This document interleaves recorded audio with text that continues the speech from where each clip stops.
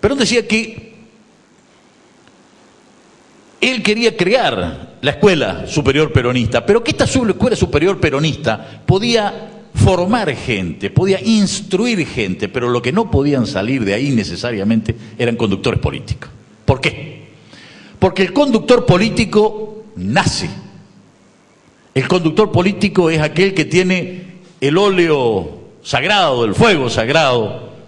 Dos alternativas para que haya un conductor político: que nazca, con lo cual es mucho más fácil entonces su desenvolvimiento, o que con un fuerte trabajo, muy fuerte trabajo, sea capaz de no solamente conocer la realidad, sino también, como decíamos hoy, aprehenderla, comprenderla y en consecuencia poder ejecutar las medidas que todo conductor da en un momento, lugar determinado. Entonces, la conducción, decía Perón, es un arte, es un arte. El arte se rige también por determinadas leyes como la ciencia. No hay ciencia si no hay leyes, no leyes escritas, sino las leyes que rigen la ciencia. Pero ¿cuál es la diferencia entre el arte y la ciencia? En que la ciencia siempre, ante una determinada acción, se produce una determinada reacción. En cambio, en el arte de la política, de la conducción, ante una determinada acción, ante un determinado hecho, aparecen miles de variantes en las cuales el conductor, el catalizador, tiene que ver cómo avanzar adelante. ¿Por qué? Porque es la relación del hombre con el hombre. Y cuando hay una relación del hombre con el hombre, no es la misma relación que es la relación que puede existir en una legislación o en una ciencia, donde podemos decir que ponemos el agua en el fuego y si le damos determinada cantidad y tiempo, el agua hierve, el agua se transforma en vapor, el vapor, etcétera, etcétera. En la política o en el arte de la política, esto no es necesariamente así. Perón decía que en ese arte la escuela nos puede marcar cuáles son los principios, los grandes principios que puede seguir adelante la conducción, pero que esos principios no son suficientes conocerlos. Esos principios de la conducción política deben ser entendidos, comprendidos y después recién ejecutados. Y el conductor tiene que tener la inmediatez suficiente, la reacción, la rapidez suficiente como para poder reaccionar rápidamente ante un evento determinado. Ponía el caso del mariscal de Sajonia y ponía otro ejemplo de un general francés que no me acuerdo el nombre, que decía que había sido durante 20 años encargado de la cátedra de guerra en la Escuela Superior de Guerra de Francia. Y decía que un día lo mandan a ese general al combate, y cuando llega se encuentra con que le está llegando el ejército adversario. Entonces dice el general: a ver, ¿qué principios utilizo acá?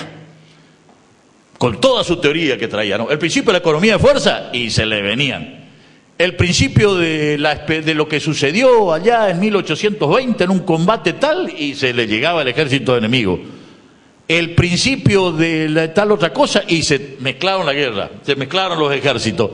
Hasta que el tipo se dio cuenta y dijo: no tengo que pensar en los principios de acá, ni en la experiencia de acá. Tengo que pensar en el caso concreto, en elementos vistos rápidamente y con conocimiento, tomar una rápida reacción en consecuencia, adecuándola a cada uno de los momentos que se viene dando y a los hechos determinados. Y entonces el tipo pensó el caso concreto, observó el caso concreto, condujo su ejército hacia ese lugar y ganó la batalla. Eso es la impronta del conductor, el saber en un determinado momento cómo proceder, cómo accionar. La conducción política, compañeros, es lo que decía Perón. No existe conducción política mandando. Manda el general a su soldado, pero el soldado puede ir a la guerra, incluso puede morir defendiendo su patria, pero no queriéndolo al general, no estando convencido de la orden que le dio el general. En cambio, en la conducción política, el conductor político es aquel que tiene una lealtad inescindible a dos puntas. Compañero, la lealtad, tiene que existir una lealtad absoluta entre el que conduce y el que obedece. Esa es la conducción política. Tiene que haber necesariamente un correlato de amor entre el que manda y el que obedece. El que manda no debe, el conductor no debe ordenar, sino que debe convencer.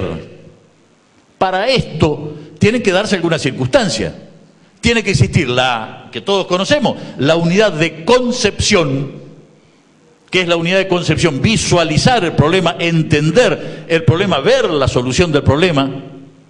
Unidad en la ejecución. Y tiene que haber gente que el que manda baje la orden.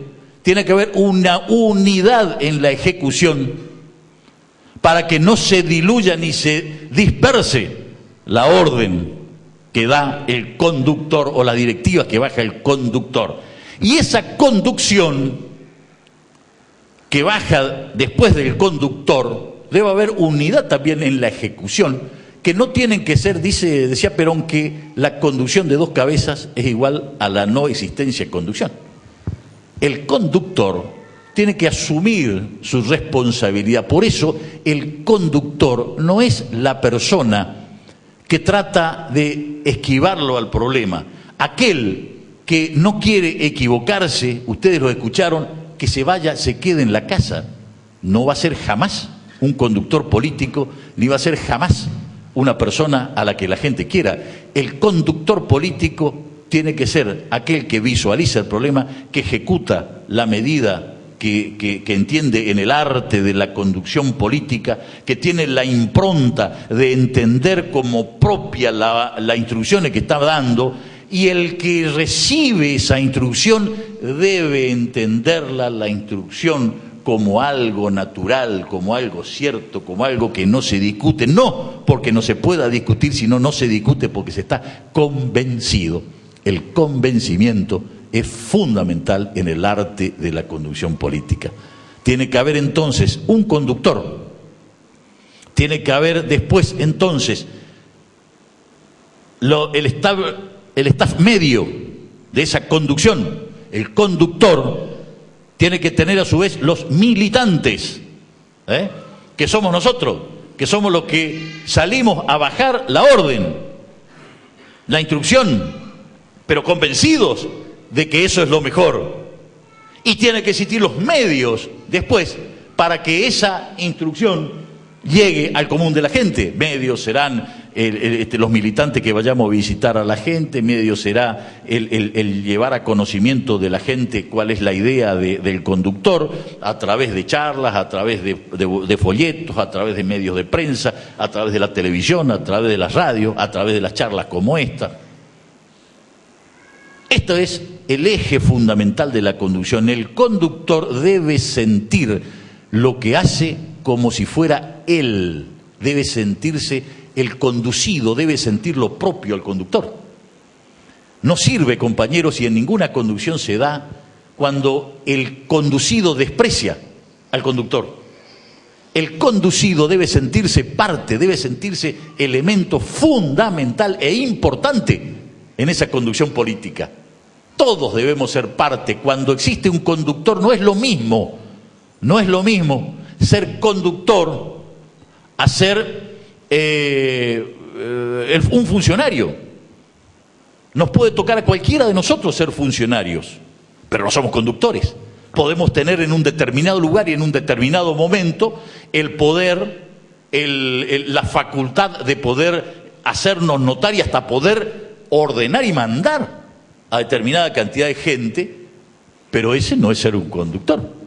Eso es ejercer un cargo momentáneo que nos da las lecciones, que nos da la vida, porque un conductor de ese tipo, el líder de ese tipo, no necesariamente puede ser un político, puede ser alguien que haya heredado una determinada posición en la vida, alguien que sus padres hayan sido poseedores de un determinado capital social, capital político, capital económico, que se muere y él lo utiliza.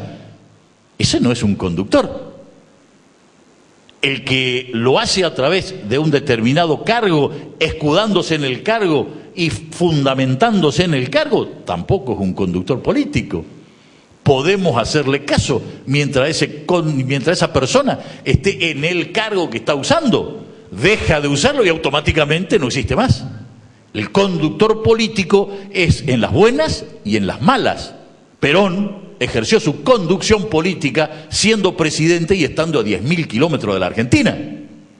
Y era el conductor de los argentinos y era la persona a la cual los peronistas aceptábamos sus mandatos, convencidos de que lo que hacía Perón era lo necesario y era lo bueno. Entonces, compañeros, estos son los grandes esquemas de la conducción política. El conductor es aquel que en primer lugar está siempre al frente de la batalla, siempre. El conductor es aquel que conduce con el ejemplo. El conductor es aquel que es capaz de convencer, porque es capaz de hacer lo que ordena. El conductor es aquella persona en la cual el conducido se representa y lo siente como propio. El conductor no es el que lee y conoce una determinada realidad. El conductor es el que interpreta la realidad y produce hechos en consecuencia de esa realidad que son procesos transformadores de una sociedad. Ese conductor fue Juan Domingo Perón. Ese tipo de conducción es la conducción que los peronistas queremos. Nosotros tuvimos etapas en la Argentina en la cual hubo personas que ordenaron. Hubo un golpe militar de 1976 a 1983 en la cual hubo militares que ordenaban y no había nadie que se le diga que no, hasta muy avanzados los tiempos. Videla, Macera, Agosti y todos los genocidas de aquel momento fueron personas que estuvieron, que conducieron un país, pero no como conductores políticos, sino como funcionarios que utilizaban la punta de la pistola, el arma, el miedo, la muerte, el terror, para hacer lo que ellos querían, para llevar adelante un proyecto genocida que ellos tenían. Pero terminado que fue en la hegemonía del poder, automáticamente la conducción de esas personas cayó y por suerte ojalá nunca más vuelva a darse en la Argentina, porque se creó además una conciencia colectiva en nuestro país que es capaz de repeler ya ese tipo de cuestiones.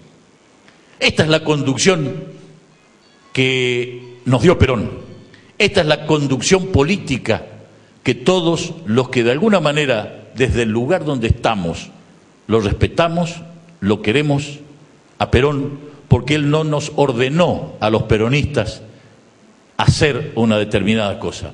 Él nos convenció a los peronistas que somos objetos y sujetos de una doctrina transformadora, de un proceso transformador, y que tenemos en la felicidad del pueblo, en la grandeza de la nación, en la justicia social, en la soberanía política, en la independencia económica, los pilares fundamentales de nuestro pensar.